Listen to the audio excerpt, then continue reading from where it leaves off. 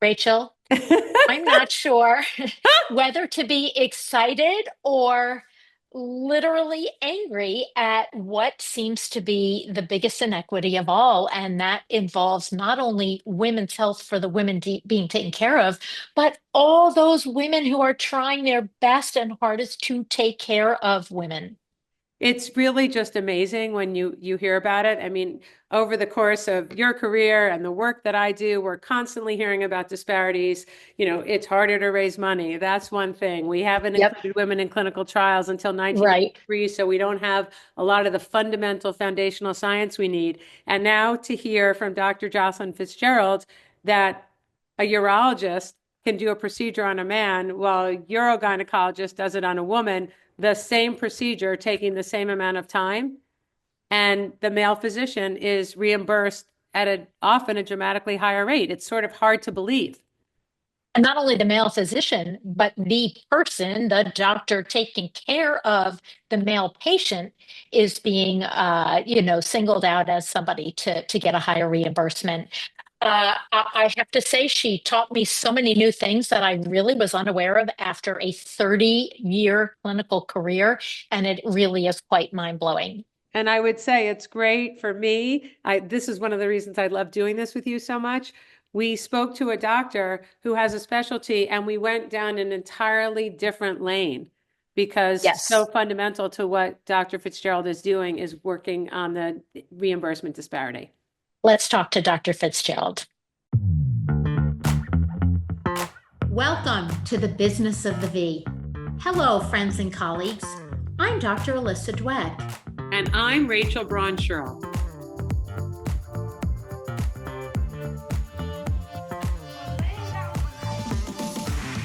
Each week, we bring you the most fascinating investors, inventors, entrepreneurs, academics, and healthcare practitioners who are making things happen in women's sexual and reproductive health. If you are a woman, know a woman, have a business, or care about your V health and wellness, fasten your seatbelts and listen in to another informative and inspiring episode. We are so happy to have Dr. Jocelyn Fitzgerald today with us, who, in addition to being a clinician, does a whole lot of other things to make the world better for women's health. So welcome. Thank you so much for having me. I'm excited to be here. So tell us a little bit about your background and what you're currently focused on. And there's some really interesting things that you've been leading the charge on that we'd love to hear about. Yeah, I am a urogynecologist at the University of Pittsburgh, at Magee Women's Hospital. I did urogynecology. For those who don't know what urogynecology is, it's female pelvic reconstructive surgery for prolapse, incontinence, fistulas. We deal with UTIs, overactive bladder, that kind of thing. You can do it from urology or OBGYN. I did it from OBGYN because I've always really wanted to focus in on the issues related to women's health. And I think what is really interesting in the context of this podcast is I'm very, very interested in the way that money flows around women's health and Oh, around, right up You and me Rachel's both. alley. yeah, exactly. Um, so, I remember I did medical school where I currently work at the University of Pittsburgh, but then I left to do residency at Johns Hopkins. Then I did fellowship at Georgetown. And the thing about where I work now is I work in a women's hospital, so it feels like women are the center of everything. And I always held GYN surgeons to such extreme high regard. I thought they were just like the most incredible surgeons. I wanted to be just like them. And then it was a real shock to me when I went to residency where OB-GYN was just another department in a really large hospital and not the whole hospital, and quickly realized that there were disparities between gynecologic surgeons and other types of surgeons in the hospital, both in terms of literally how much money they made, how many resources they got, and how much respect they got among other surgeons. So I've been really working a lot on bringing the reasons for that to light. I have a question about this because, we always talk about codes that are protected, meaning, certain diagnoses or procedures or whatnot that are Yeah. always going to be protected. And for OBGYN, it was always the OB piece of that, the Yes. pregnancy care, postpartum care. And do Yeah. you think that's why surgery for women's health took a back seat or unrelated? Well, no, I know that is a big part of the reason. I don't think we can blame OB Mm-mm. because the way that this system really was set up OB-GYN as a whole to fail. Um, a lot of people don't realize that there's a committee that's appointed by the American Medical Association called the RUC committee or the RUC. That stands for the RVU committee. And RVUs is like this sort of totally arbitrary unit that is used to assign value to different things in medicine. So like a hysterectomy is worth, let's just say 10 RVUs. I'm making that up. It's a little more than that. But I don't know, like a penile enlargement, I don't know, is worth like 20, which is a sort of modified representation of what I'm about to say, only because I'm comparing like female to male procedures. But anyway, so when this system came about, that's how we assign value to like everything in medicine. It was based off of a Harvard public health, School of Public Health And just report. Jocelyn, to finish Yeah, that piece, then the yeah, RVUs are multiplied by a reimbursement rate. So just so people absolutely. understand, the lower the Yeah, RVU number, the lower multiplier you have, correct. and you start to see what a physician is going to get paid. Exactly. I should have clarified that it's arbitrarily multiplied by some number. Which Medicaid, is also Medicare have somewhat arbitrary. totally arbitrary. Medicaid, Medicare have one number, but other private insurances can assign whatever amount they want, and that amount can change depending on what the specialty is. So all of this to come back is that when the system was set up, the OB-GYN was kind of like left out and was given lots of very low valuations. The things that were Yeah. valued very high were like cardiology, like men's hearts and orthopedics. And people have often said, they're like, well, why didn't we just like fight and bargain to get more? And what they don't know is that the RVU system is locked into a budget neutrality clause. So there's a finite number of RVUs for all of medicine.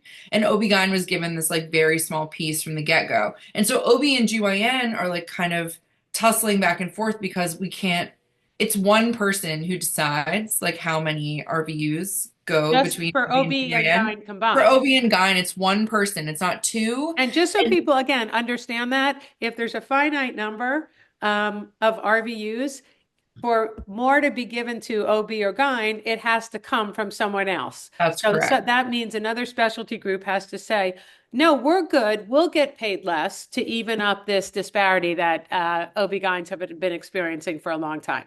I Exactly. think the issue is the why. I mean, Right. why is that? Is it because it's women's health? And for the record, in my practice, we always referred to the RVU committee as the RVU police because it seemed more Yeah. like a police force. And that, of course, is Yeah. said with just humor. But what is the why for this? So, I mean, it's all part of the Social Security Act and had a lot to do with like establishing Medicaid, Medicare. I really wasn't there at the aughts. I mean, I don't think anyone like really knows, but I think suspects that like the cardiology and orthopedic lobby, which were very male and very powerful, And had a bigger and very made more money and all those other correct, things. had a very loud voice at that table. And um, the original report was very, very biased towards women's health and kind of really downplayed its complexity. It was also at a time before we had a lot of subspecialty fellowships in gynecology. So actually, gynecology back then was a lot worse. We were doing like very little research on like all of these specialty surgical care. Um, and also, I wanted to say, just related to the OB piece, is that ACOG appoints the person to the RVU committee. And Yeah. ACOG's membership are general OBGYNs who make most of their money from OB. And so that representative is there representing their constituency or like their membership of which of gynecologists and subspecialty gynecologic surgeons are not really members. Like we So, have our own societies. and this is the question that struck me immediately when I knew we were going to be speaking with you. Yeah. So, we have urologists who are trained in urology, could be men, could be women, but typically these are people who take care of both men and women. Yeah. And then we have urogynecologists who do the same exact procedures or, care for just women. Yeah. Is that discrepancy also very different? Yes, so that's a really good question. Actually, we published a paper that came out a couple of weeks ago where we compared 50 sets of equivalent gynecology and urology procedures. Urology procedures reimburse on men 30% more on average, usually more like 50% more. And when you look, it's the most glaring when you look at the urogyne specific procedures. Like a male urethra versus a female urethra is where the disparities are the greatest. So that is a huge problem. And also, I mentioned before that many private insurers get to decide how many dollars they reimburse per RVU. So if you're a urologist, usually it's higher. And so if a urologist does the exact same surgery that I do, like a sling for incontinence, oftentimes based on the insurance negotiation, like the rate that they've negotiated, they will get paid more money to do the exact same surgery because they're trained as a urologist instead of a urogynecologist. So there's so much here to unpack. I want to ask both of you as specialists in this area. What's fascinating to me about women's health is how many different pieces come together. But this disparity, do you connect this, how hard it is to, make a living, especially when you give up the OB part, as to why there's so much burnout in the general field of OB-GYN? And I imagine, urogynecology is a newer specialty, but Alyssa, is that part of it? Because when the OB stops, then you're in a whole different range of Yeah. revenue. Yeah, look, to be fair, I think the obstetricians out there deserve to be paid a lot of money. It's a really rough job with a lot of risk and, of course, very little sleep. But I would have to really venture to guess that most practitioners in the general OBGYN world are unaware of this disparity. Many are salaried employees, so they just get paid what they get paid, regardless of what their procedure load is like. But it really actually can make your blood boil because, I'm not sure what's getting weighed so lightly. Is it the women's care, the women that we're taking care of, or is it the people trained to take care of the women, and why should they be different? So it's really just You get hit from mind every side. blowing. I mean, Yeah. it really is both. It's like a double or triple layer of discrimination because female surgeons at baseline get paid 70-80% of what their male colleagues get paid, and most of OBGYNs are women. On top of the fact that our patients themselves reimburse less than a male patient does. And OB, like, I mean, they get hit hard too. There's the way that obstetrics is reimbursed with a global fee. It's basically like one set amount of money for the whole pregnancy, no matter how complicated it might be, no matter what the outcomes are. And that amount of money doesn't even touch the Yeah. hospital-based cost of taking care of a complex OB patient. So what ends up floating the OB unit anyway is usually like the NICU. It's And we've talked ancillary. about that. You hear Yeah, about these OB-GYN or women's healthcare deserts. It's not because there aren't caring physicians. It's because if it costs more to deliver a baby than the hospital and the physician get reimbursed, you can't make that up with you volume. can't. But I want No. to ask you, and this has always struck me also about Alyssa, you're taking on these extra things. I don't get the sense that you get paid for all this advocacy around trying to minimize the disparity or even bring light to the disparity. So what motivates you? Because it is taking away, you're really invested in this. For people who read Yeah. about you, like your name's all over the place. What motivates you to do this? Because in a certain way, you're impacting your own revenue by doing this. Is that right? Kind of, I guess, if you think about it that way. I really have a very great job for somebody who works in academia. I do have like 30% of my time, sometimes a little more, is protected for research, advocacy, etc. And Oh, this is that's kind of amazing. like really my niche, and that is like what's encouraged in our department is to find an academic niche. And I've made this disparity that for me. So I do get to use some of that time. I think that if I saw patients 100% of the time, it wouldn't matter what I got paid. I would lose my mind a bit. Like I love my patients so, so much, but it's a lot to take care of patients all day, every day. So I don't know. It For sure decades, right, Alyssa? is. Well, what I would say is that, the natural life cycle of most OBGYNs who don't subspecialize in urogyne or perhaps repro endo or even oncology is that there is an expiration date on the obstetrical portion of your career, whether it's due to burnout or health issues, because it is so truly exhausting. And now I kind of understand a little bit more about why. I will ask, because you really take care of such complex issues as a urogynecologist in practice. Would you say that incontinence in women, for example, shares the same burden and has the same discrepancies as incontinence in men? Or perhaps, other issues in urogynecology that have a crossover to men's health? That's really interesting. Well, definitely there are more women with incontinence than men. Mhm. I mean, we know that like Yeah. childbirth is probably the biggest modifiable risk factor that anyone has. That's interesting because I do feel in a sense like I really don't hear about male incontinence a lot, but I do think there's probably still an incredible amount of shame around that, maybe even more so Yes. because incontinence is like a female problem. So if you're a male Exactly. incontinence, it's like an effeminate sort of thing. So I bet there is like its own like awful stigmatized bag of worms around that. Um, but on the flip side, if there was a condition that kept men from exercising, from having good body image, from playing sports, participating in society, from going to work, like something that was constantly on their mind, ready to embarrass them at like any given turn, we would have probably spent a lot more Yeah. money trying Yep. to fix it. Well, I'm just looking at even the sexual health field, Yeah. erectile dysfunction gets an awful lot of attention, Oh and my that's God. amazing. But, female sexual dysfunction, maybe not quite as much, or at least not as up to date. Definitely. But I wonder if that's why that subject specifically of incontinence is so incredibly taboo for women, especially. Sure. And I do think for women, I mean, men, we like think of men having incontinence when they're like quite Due to elderly. surgery. Yeah, Versus like exactly.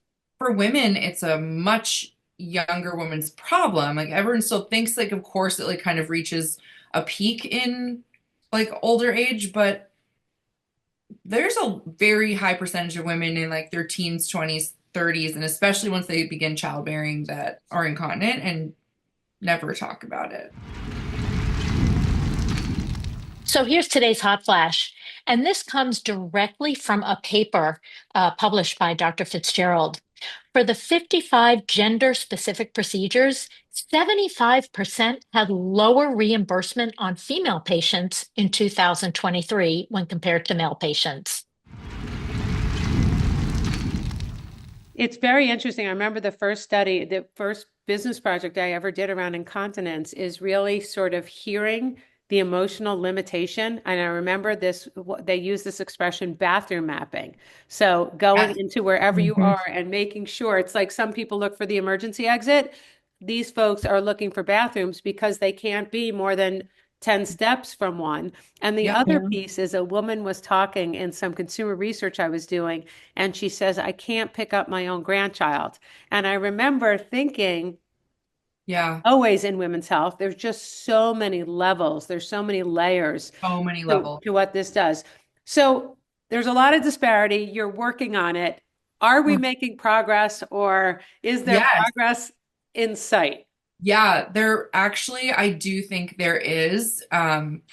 Our mutual colleague, Jody Nussbauer, there was a big summit that she hosted last week in New York and brought together all these really brilliant, actually like not It just was like awesome. It was idea really great. people, but like networked people who actually have inroads to the individuals that could change it.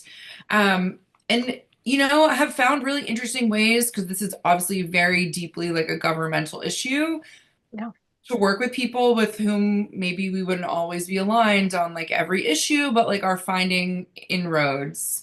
And I do think that the research, some of which I have done, is proving to be very helpful because it's very irrefutable. You could say like, I think a hysterectomy is worth as much as a knee replacement, but you're kind of like arguing in a subjective way. But if you say like, I think that like an ovarian torsion should be worth as much as a testicular torsion, like that makes a lot of sense to people. You're like, those are equal procedures on men and women, so we can't have one of them be paid more than the other.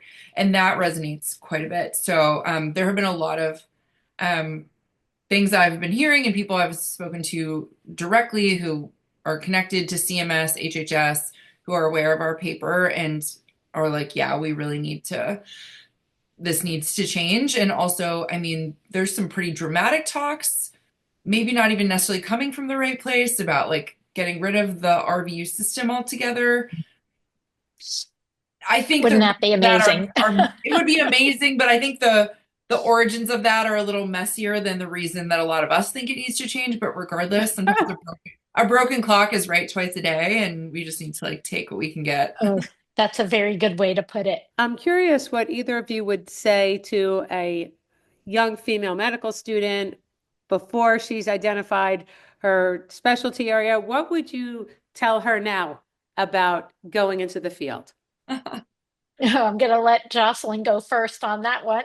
Well, I mean, I do have like so many mentees, many within my own institution, but many, many, many more that have found me on social media. I haven't really had any trouble convincing people Yeah. to go into OB/GYN. It's like an incredibly popular specialty.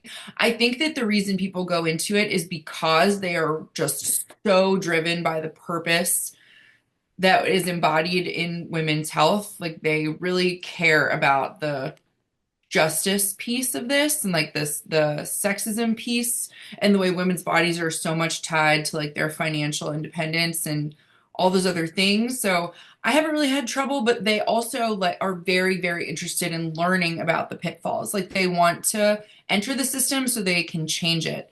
I would say that when I was a medical student, I was very highly encouraged by anyone outside of OB/GYN to not do it, to do urology instead. I would get more money, I would get more respect, I would have more OR time, and all of that was true, but I still didn't want to do it because I was like, the women need me.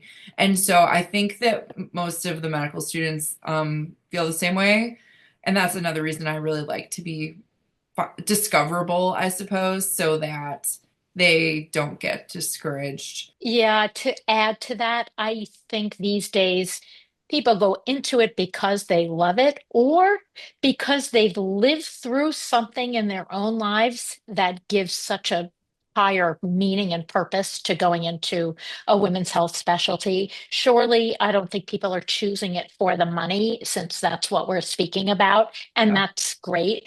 I will say I couldn't convince either of my two children to go into even going to medicine, much less women's health, but that's a story for another podcast, right? Yeah. Yeah. I know we're speaking mostly about surgical reimbursement, RVUs, and all of that, but one of the biggest burdens that I see to the healthcare system, but also in just, as a gynecologist, are UTIs Yeah. and recurrent UTIs. So urinary tract infections and recurrence of such, because so many people do suffer from that. And it seems like it's a huge burden to the entire system for both men and women. Do you see anything changing in that realm that's going to really help to rectify that situation? Well, I mean, more and more people, I mean, the use of vaginal estrogen to prevent UTIs in postmenopausal, peri and postmenopausal patients Yeah. is becoming much, much more mainstream. I mean, that has just been the most incredible discovery, I think, in the last 10, 15 years that we understand the mechanism of really why that works. I think the role that hormones play in premenopausal women will be like the next really exciting frontier. I will say anecdotally, but like the data is not, like the studies have not been done, that in young women with recurrent UTIs, I have managed to get rid of them mostly in the same way I get rid of them in postmenopausal patients with the same medication. A lot of them are on suppressive, like birth control pills, continuous birth control pills, Depo. A lot of them with like endometriosis, they're on Lupron or some sort of Yeah. GnRH agonist. I mean, and they wind up with a very interesting like microbiome that I think is very similar to a postmenopausal patient. And so they get better with estrogen as well. I think like the role that hormones plays is probably the most exciting thing that's happening. But there's a lot of, I mean, I've been contacted by multiple companies just in the past couple of months who are switching up, like they're doing like drug delivery and microbiome Yeah. delivery stuff directly into the bladder and, UTI vaccines. There's a lot of things, but um we actually do have like pretty good guidelines. I think my biggest frustration is when people just like don't refer these patients early and often enough, and they just kind of Yeah. like throw antibiotics at them. Like, it's not really that normal, even for a young woman, to get more than like a couple of empirically treated UTIs. Like, if it's becoming like a recurrent burden, I think when people see us, I could count probably on one or two hands like the number of patients whose UTIs are so stubborn I can't get rid of them. Um, That's good to hear. Yeah. yeah. I think Hmm. urogynes are very good at UTIs. I will say that we are very good at them. Good to know. Yeah, feel free, send them to us. Yeah. And to that point, also, would you say you're getting a lot of interesting inbound calls? From my perspective, not as a practicing clinician, I see a lot also happening around incontinence in the tech-enabled clothing, in the device Yeah, space, yeah. and some other areas. Are you excited about some of the new technology that's being developed? Yeah, I mean, we'll take whatever we can get. Anything that, I think incontinence is one of the greatest economic issues that faces women in their lifetime. So anything that can keep women comfortable and confident so they can keep doing all the things that keep them active, healthy, engaged in all the things that makes life great is going to, number one, keep them happy and healthy, but it's going to decrease the rates of dementia. It's going to decrease their rates of paying for pads, like all these other like unsung costs. Um, but yeah, I mean, I really hope that we come up with something that isn't just like a mechanism to deal with the incontinence. I'd really like to see more on curing the incontinence. Maybe earlier rather than later, maybe some regenerative medicine. Yep. Um, I think that's really where we sort of need to head. I think that we have too much of a damage control approach for Yeah. incontinence, without more of a preventive approach. But To that effect, I'm just curious on your thoughts on probiotics, which seem to be so controversial, but yeah, not sure that that's warranted. But in the space of UTIs and the urobiome, yeah. any, parting words that you have for us or our listeners? I would say, everybody wants so badly for probiotics to be a thing for genitourinary health in women, and they just haven't really panned out. They never really have. That being said, like, they're not harmful to my knowledge, and they definitely actually are helpful in like the sort of IBS, like GI literature. And I think if you have like a better GI microbiome, it probably somehow protects your urinary microbiome as well. But the way the vaginal estrogen works is by being a like prebiotic. It brings Yes. back lactobacillus. And so honestly, that to me is the greatest modulator of the genitourinary microbiome that we have yet to discover. Um, so I mean, I do think like, of course, like the microbiome is gonna be the key, but for some reason like the oral probiotics for the urinary tract just have not really worked. I wish they had. Well, that's a very a hopeful note to end Yeah. on. Tell us what's down the pike for you, and please let us know how we can get in touch. Oh, yeah. I mean, lots of people send me all sorts of DMs on Instagram, on LinkedIn. You can find me there. Um, And, you know, I think I really am very, very focused on this reimbursement issue. I think that the survival of OB-GYN depends on it. I just don't think that our field will survive without it changing unless somebody is going to subsidize this care. Like it just is not sustainable. We can't have women like giving birth. I mean, there might be people in this country who are fine with that, but women just like bleeding out in their bathtubs all over the country because 50% of the counties in America don't have OB services because the hospitals can't afford to provide it. I really also am very vocal about like the ways that we're going to fix the shortage of OBs and GYN, and that I think we need to expand training on many, many levels. Yeah.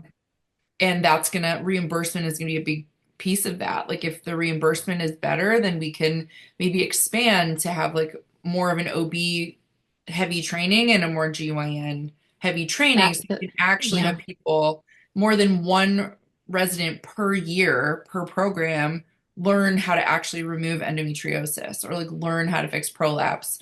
I mean, people just don't realize that OB-GYN is a pretty small field that gets divvied up into about 10 different specialties. And then they're like, why are there no people delivering babies anymore? Only like a couple per year per program actually end up doing that. And so the shortage that we're going to see by like 2050 is going to be deadly. I mean, it's going to be bad. You know, this conversation about having two separate avenues to pursue for women's health, you know, OB and then GYN as a separate, has been on the radar since I started training, and that was a while ago. So we shall see. We shall see. I think that for the first time, people, like at least me and one of my fellows, we submitted a paper. I hope JAMA wants to take it, but where we really lay out like the economics of this. Like the reason it hasn't happened is because of money. Yeah. It's not because like somebody is so obsessed with the idea that everybody do OB and GYN. Like it really is a money-based reality.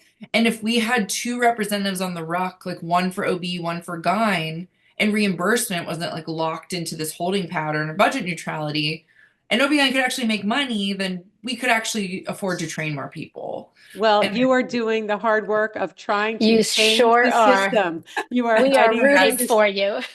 We are rooting really hard.